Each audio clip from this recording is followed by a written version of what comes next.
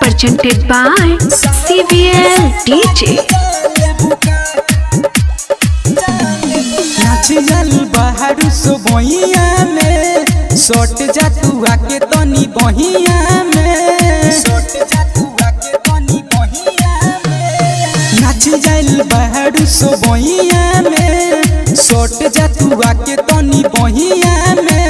हिलैबू कमरिया लेबू नमरिया खाली कहेलू तू हमके भियान देबू का तोरा बाप के खेती ह सटहा के हमके भियान देबू का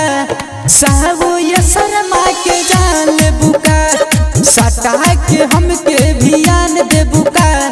साहू या शर्मा के जान लेबू का जइबो कि ना यहाँ से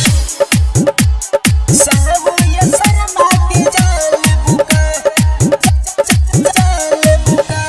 गुर गुर बदनिया तनी चीख लेवे दे हाँ चढ़ली जवनिया तनी चीख लेवे दे चढ़ली जवनिया तनी चीख लेवे दे बड़ी पहुँचल तू रही हो यहाँ के हो लइका से जदि ऐसे जे करबू तो छोड़ा दी सबरमी हो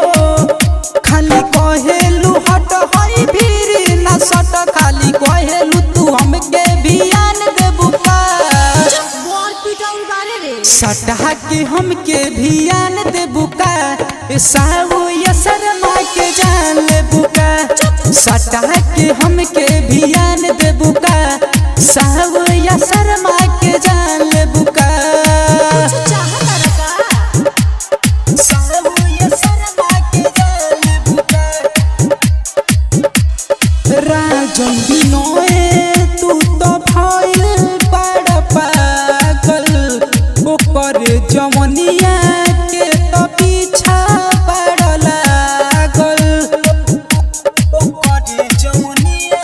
के तो पीछा बड़ लागल हाथ लागी न तहरा हो बॉडी सुन ल तू घघरा हो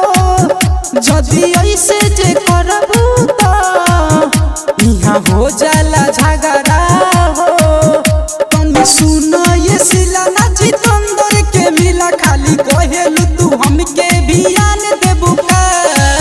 बोल पिटाउल बारे रे सटहा के हमके भियान देबू का साहू या शर्मा के जान लेबू का सटहा के हमके भियान देबू का